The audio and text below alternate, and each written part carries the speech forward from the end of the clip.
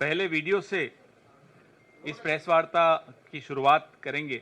मैं अपने सहयोगियों को कहूंगा कि वो वीडियो एक बार चला दें। वॉल्यूम। अब मैं अच्छी तरह जानता हूँ, तो इन पर थोड़ा सा दबाव डालो, थोड़ा सा धक्का मारो, डर के भाग जाते हैं। जैसे उधर से ट्रंप ने एक इशारा किया, फोन उठाया, कहा मोदी जी क्या कर रहे हो, नरेंद्र सरेंडर, और जी हजूर करके नरेंद्र मोदी जी ने ट्रंप के इशारे का पालन किया। आपको एक समय याद होगा जब फोन कॉल नहीं आया था, 7th फ्लीट आई थी, 71 की लड़ाई में 7th फ्लीट आई थी, हथियार आए थे, एयरक्राफ्ट कैरियर आया था। इंदिरा गांधी जी ने कहा मुझे कुछ जो करना है मैं करूंगी। ये फर्क है, इनका कैरेक्टर है। ये सारे के सारे ऐसे हैं। आजादी के समय से सरेंडर वाली चिट्ठी लिखने की आदत है, 1 सेकंड में थोड़ा सा दबाव पड़े भैया ये लो, हाँ, तो ये इनका कैरेक्टर है। पिक्चर बनने के बाद जब निकल कर आई, वो निकली नरेंद्र का सरेंडर। मुकद्दर का सिकंदर तो पता नहीं कहां गया। और नरेंद्र का सरेंडर जो आप बार बार देखते हैं, भक्तों को अब जाकर दिख रहा है। कई भक्त अब बेचारे हताश भी हो गए, निराश भी हो गए, सोशल मीडिया से दूर भी हो गए, व्हाट्सएप में ग्रुप छोड़ रहे हैं। हमें समझ में आता है उनका दर्द। देखिए, बहादुरी जो होती है ना, इंसान के चरित्र में होती है। उसका कोई इंजेक्शन नहीं होता, कोई दवाई का डोज ले लिया, बूस्टर शॉट ले लिया, ये सब नहीं चलता। बहादुरी तो अगर है तो है, नहीं है तो नहीं है। तो ये भक्तों के सरेंडर में बहादुरी बिल्कुल नहीं दिखेगी। कायरता का इतिहास इनका अपना, खुद इनके संगठन का खुद। जब इतिहास ही कायरता का है और ऐसा व्यक्ति अगर देश की बागडोर संभालता है, तो देश का भविष्य खतरे में पड़ता है। वर्तमान में आपको सामने दिख रहा है।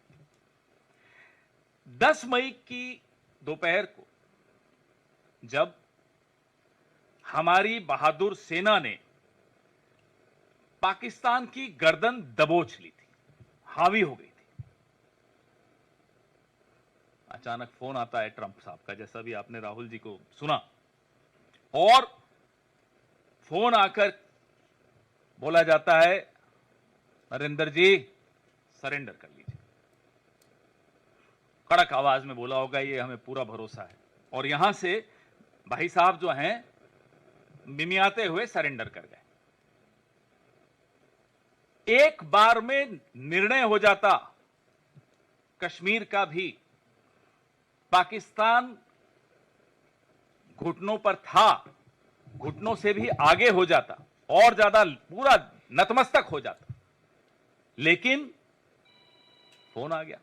और साहब को जब वहां से फोन आ जाए तो आप समझ सकते हैं कि हम तो वो सोच रहे हैं कि उनकी बॉडी लैंग्वेज, क्योंकि आजकल सोशल मीडिया पे बॉडी लैंग्वेज एक्सपर्ट्स भी बहुत हैं, उस वक्त बॉडी लैंग्वेज क्या रही होगी जब डोनाल्ड ट्रंप का फोन आया हो।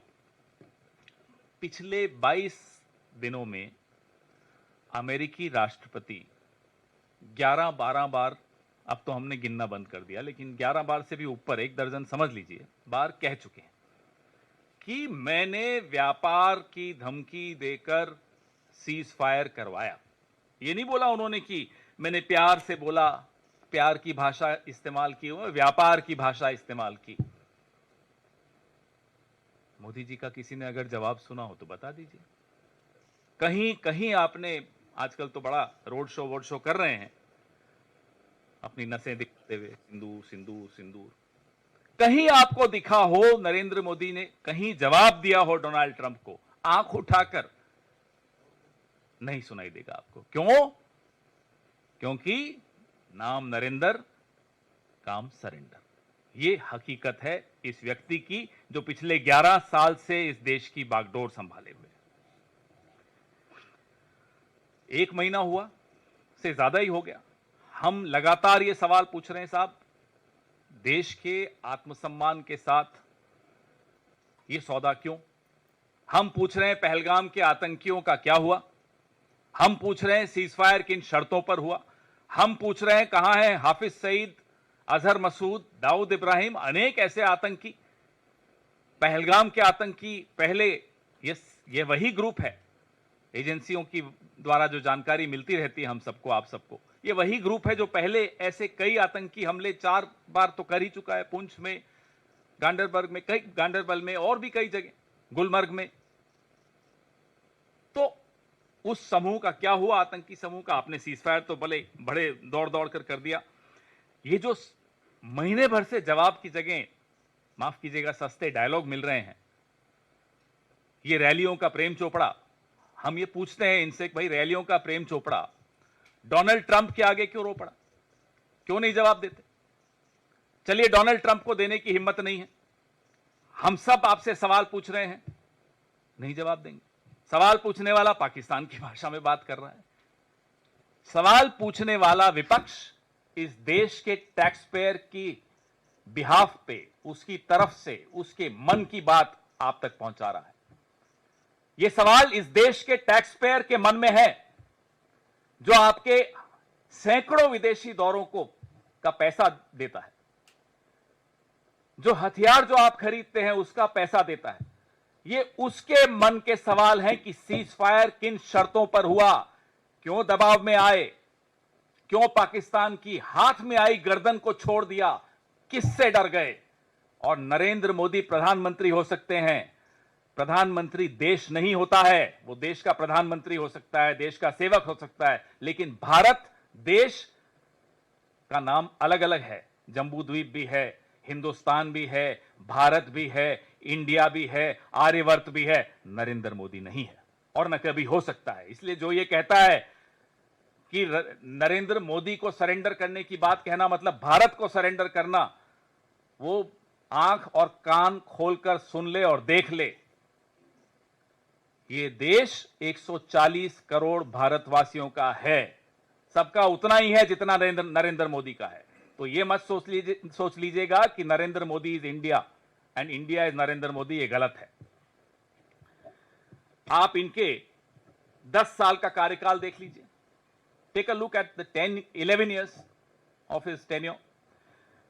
हमेशा सरेंडर करते हुए दिखेंगे, बड़ी बड़ी बातें, काला धन सरेंडर, फिर बड़ी बड़ी बातें, बेरोजगारी खत्म कर देंगे सरेंडर, किसानों की आय दुगनी कर देंगे सरेंडर, चीन को लाल आंख दिखाएंगे।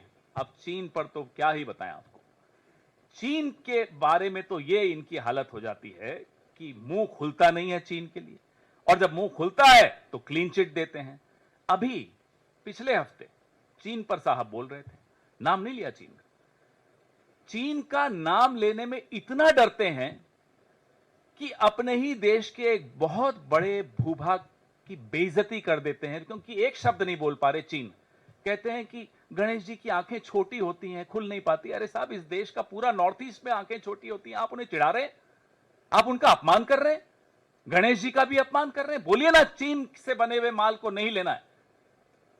देश के प्रधानमंत्री की इतनी हिम्मत नहीं है कि चीन का नाम ले सके, कह रहे गणेश जी की आंखें छोटी होती हैं, खुलती नहीं है। अरे, और देश के प्रधानमंत्री क्या रैलियों में आह्वान करेंगे? स्वदेशी की मूवमेंट हमारी पार्टी ने कब चलाई थी? जब अंग्रेजों का राज था, तब हम नीतियां नहीं बना पाते थे, इसलिए हमने स्वदेशी का पूरा आह्वान किया, विदेशी माल जलाया गांधी जी के नेतृत्व में। इनकी पार्टी ने, इनकी जो विचारधारा वाले लोग हैं, इन्होंने नहीं किया। मैं कांग्रेस की बात कर रहा हूं। अब तो आप प्रधानमंत्री हैं, अब भी आप आह्वान कर रहे हैं।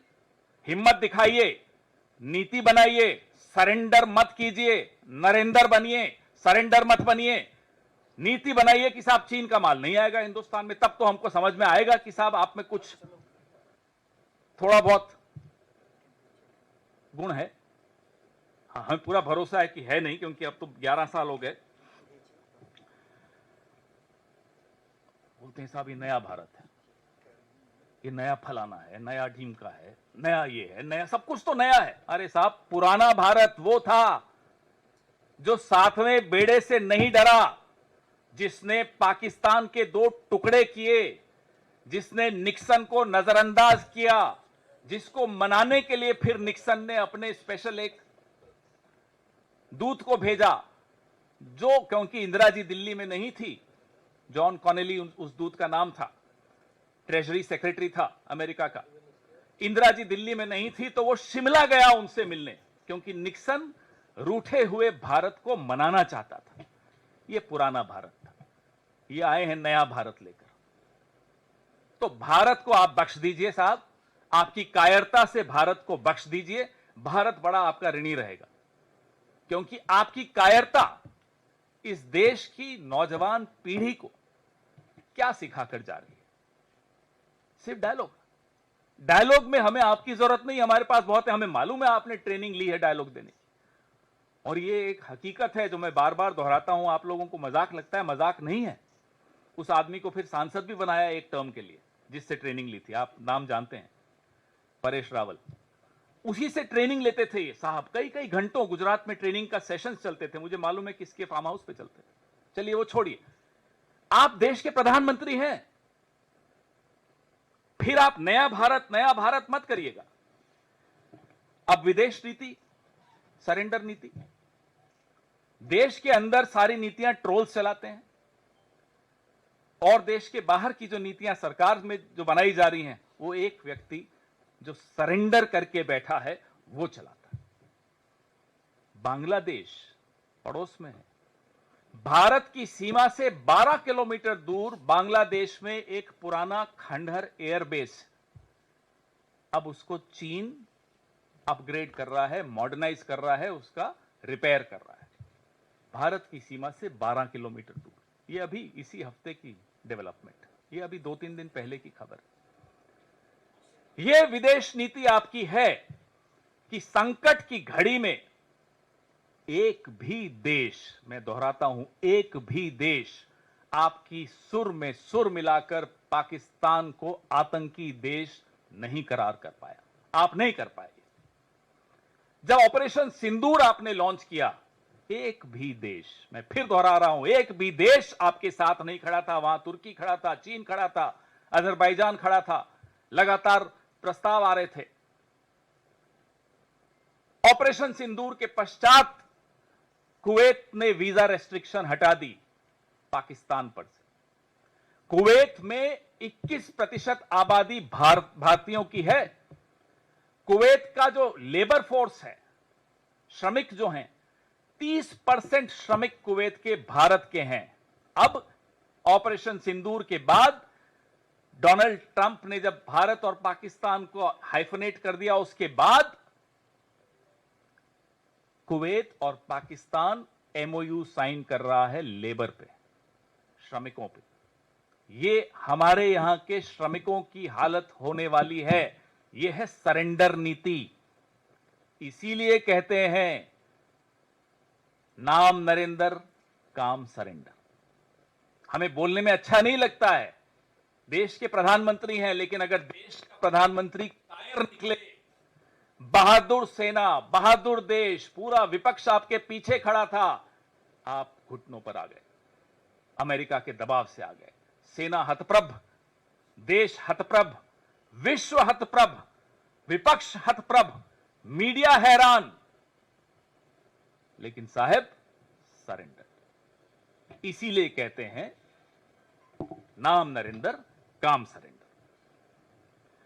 बांग्लादेश का मैंने आपको उदाहरण दिया, चीन का उदाहरण दिया।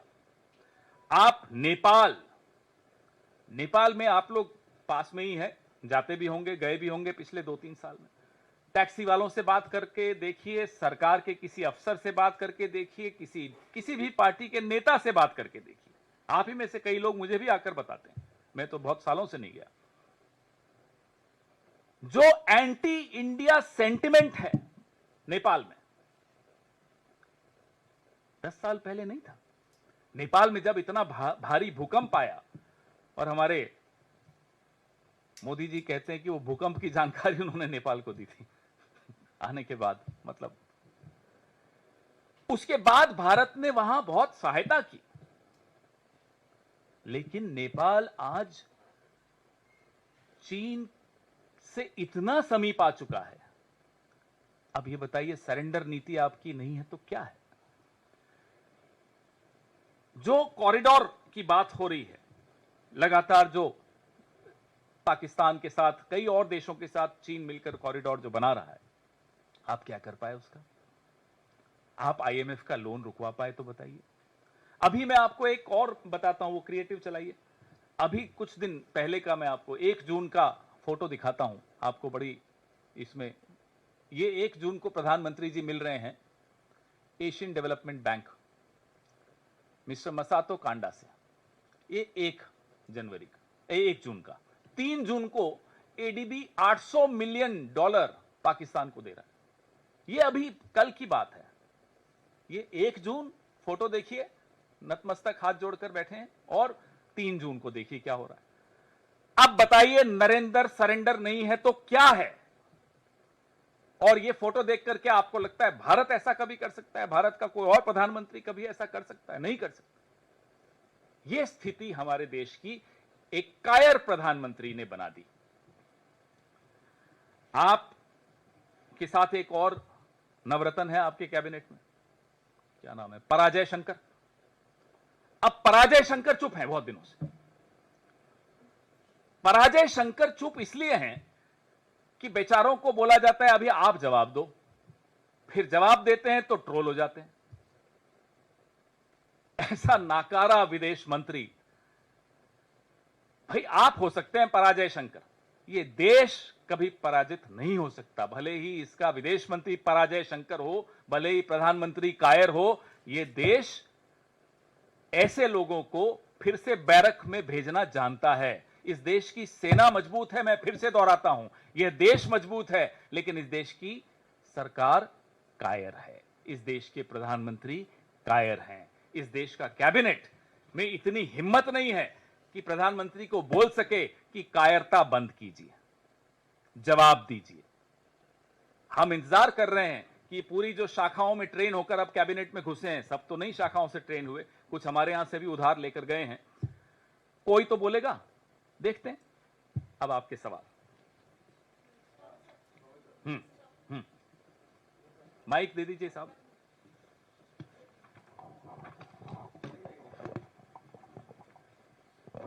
पवन सर, इसमें पानी नहीं है क्या? है, उधर से 24 से मंगवा लो।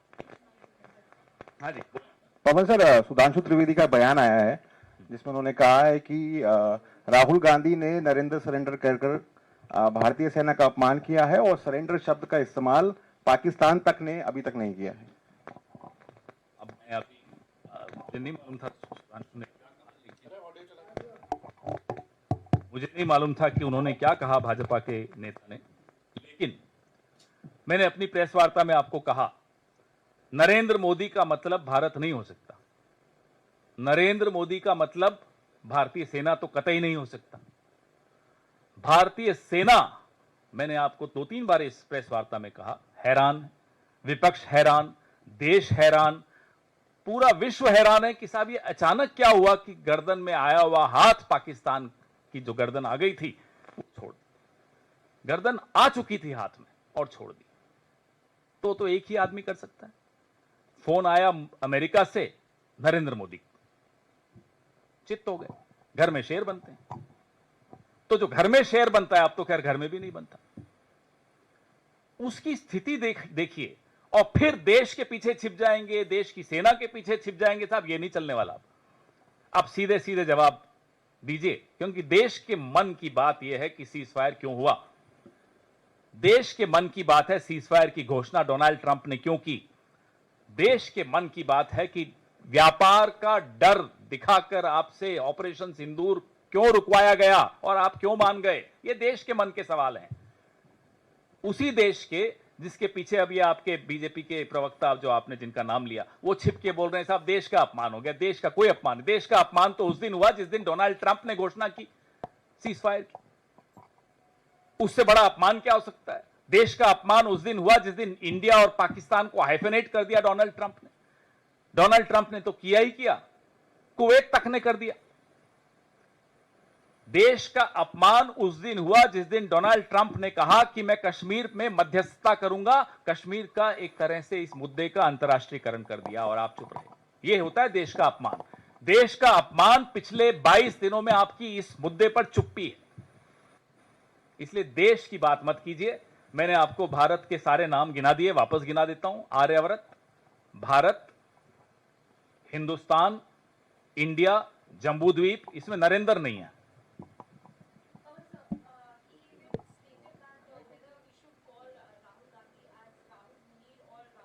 This is a serious issue. Please ask them not to reduce it to such petty cartoongiri. This is a very serious issue. Countries' honor, credibility, which we have earned, successive governments have earned over the last 7.5 decades, is getting lost because of one man's cowardice. So jokes can't be a response. They have to also pull up their socks and come up with something very substantial as a response. They have to respond to all the questions that the taxpayer of India wants to have the answers for. Why did you buckle under pressure of America and quickly agree to a ceasefire, especially when you had an upper hand over Pakistan thanks to the brave army of India, brave armed forces of India? So when you had an upper hand, why did you let it go? Why did you get afraid of America? So the country needs these answers. Why are you afraid of even uttering the word China? When you were last week, when the Prime Minister was exhorting the country that let's boycott foreign goods and just use Indian goods, he did not have the courage to utter the word China. And in the process of describing China and Chinese goods, he ended up insulting a lot of our fellow Indians, saying that, small eyes that can't open. That's not the way how a Prime Minister should talk about a large part of India. In fact, that's the way my friends and brothers and sisters from the Northeast are trolled in the North. And that's what we keep fighting against them. Don't troll them like this. The Prime Minister of India was trolling. So ask them to be serious. When serious questions are asked, they should have somebody serious to respond. Not Parajay Shankar. The Prime Minister himself must respond to these questions. And that's why we've been demanding a special session of Parliament. Sir मेरा सवाल है इधर से mic किसी पवन sir, मेरे पास सवाल है। आप देश की बात कर रहे हैं, जिस कार्यक्रम की आप बात कर रहे हैं वहां पे राहुल गांधी ने कांग्रेस पार्टी के 3 अलग-अलग घोड़ों का जिक्र किया। उन्होंने कहा कि पार्टी में कुछ लंगड़े घोड़े भी है। सर बीजेपी कह रही है कि पार्टी का इसी मुद्दे पर रहिए। माइक दीजिए इनको, उस पे बाद में कर लेंगे, बाद में कर लेंगे।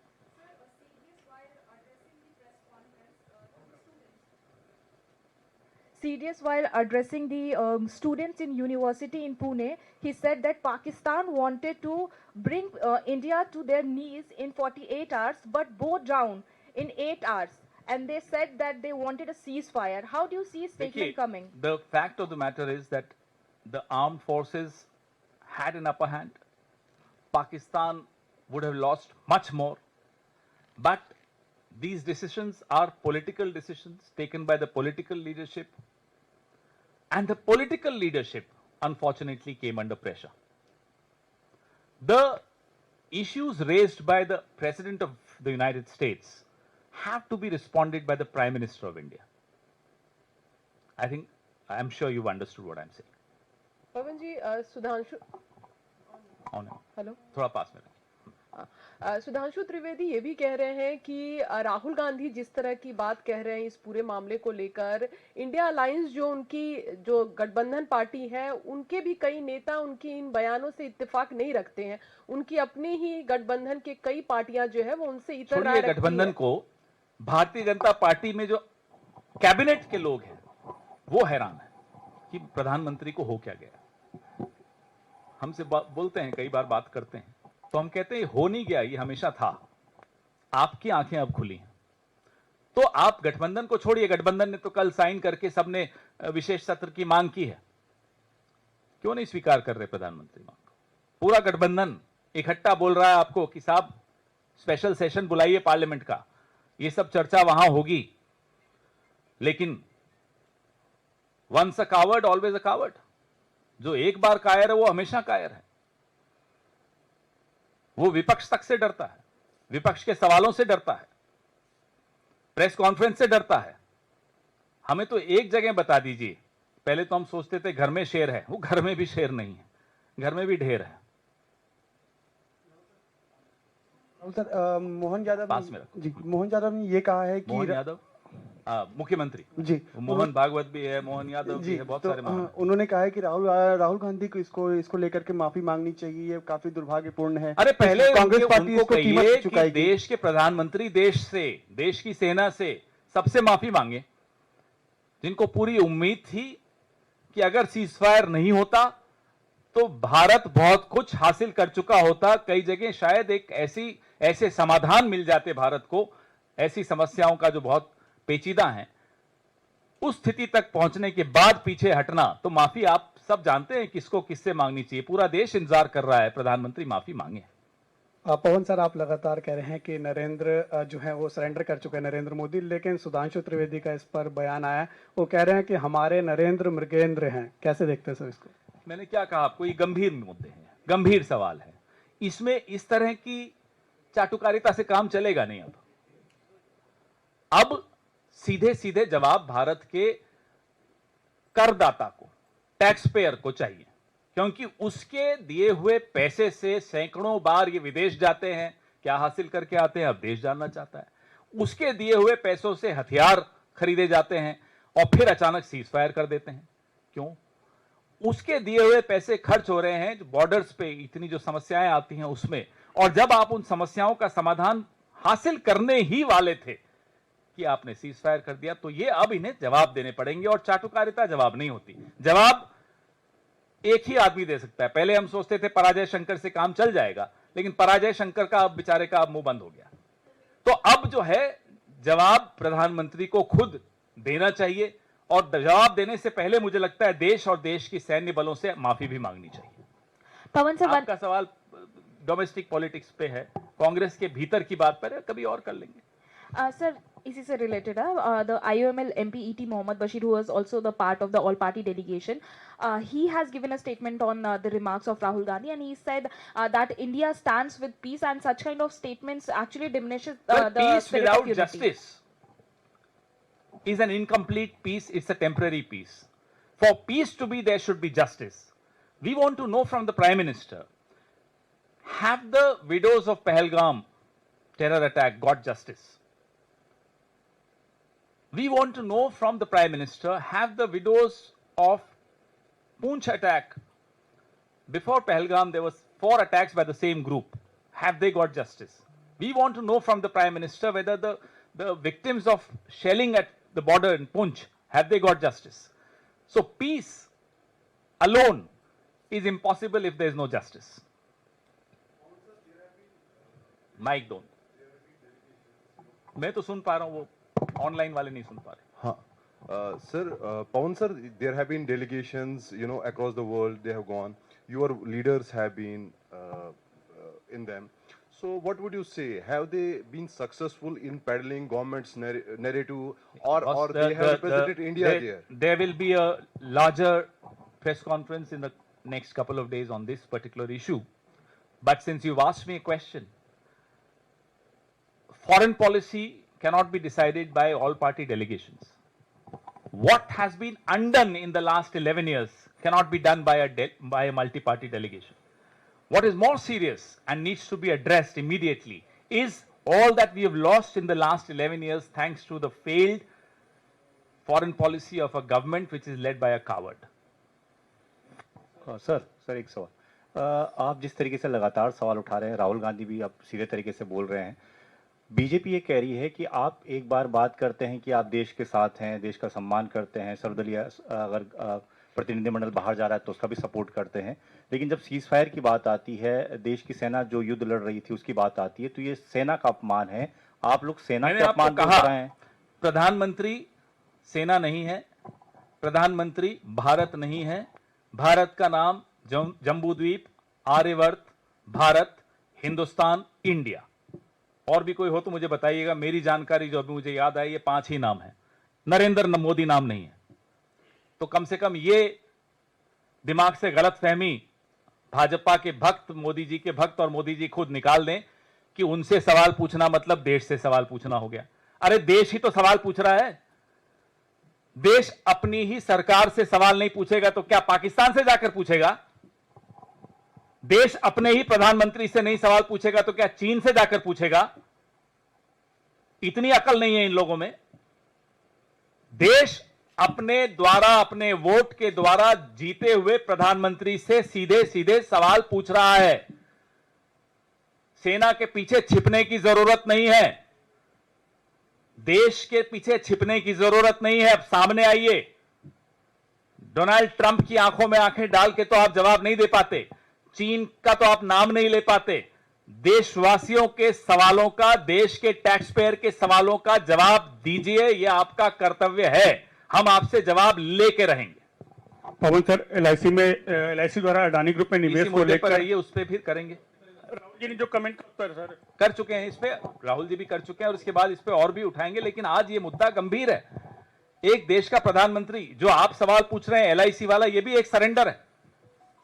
तो सरेंडर ही दिखेगा। आपके हर सवाल का एक शब्द में जवाब मिल सकता है, सरेंडर मोदी। एलआईसी का पैसा भी सरेंडर, तो हर चीज सरेंडर है। एयरपोर्ट सरेंडर, पोर्ट सरेंडर, खदान surrender, LIC surrender. Surrender Modi, तभी तो कहते हैं। मिल गया जवाब। खुश हैं आप? पवन सर, आप कह रहे हैं नरेंद्र मोदी ने सरेंडर किया। शशि थरूर है, उन्होंने कहा कि if there was any persuasion by American president और American officials, it was persuasion of Pakistan, not India. The issues raised by President Donald Trump cannot be responded to or addressed by anyone else but the Prime Minister of India. Donald Trump, अमेरिकी राष्ट्रपति ने जो मुद्दे उठाए हैं, जहां उन्होंने बार बार, 1 दर्जन बार दोहराया है कि उन्होंने हस्तक्षेप करके और युद्ध रुकवाया या युद्ध विराम लाए या सीज फायर लाए हैं, उसका उत्तर कोई और नहीं दे सकता। सिर्फ और सिर्फ प्रधानमंत्री को एक लाइन में बोलना चाहिए कि अमेरिकी राष्ट्रपति झूठ बोल रहे हैं। अमेरिकी राष्ट्रपति छोड़िए, अमेरिका की जो सरकार है, उन्होंने अमेरिका की कोर्ट में हलफनामा दिया है। उस हलफनामे में लिखा है कि हमने भारत और पाकिस्तान के बीच व्यापार का मुद्दा उठाकर सीज फायर कराया। हलफनामा है, कोर्ट में दिया गया है। इसलिए यह जवाब कोई और नहीं दे सकता। यह जवाब खुद प्रधानमंत्री को एक लाइन में देना है कि अमेरिकी राष्ट्रपति झूठ बोल रहे हैं। हम उनके साथ होंगे, हम मान जाएंगे झूठ बोल रहे हैं।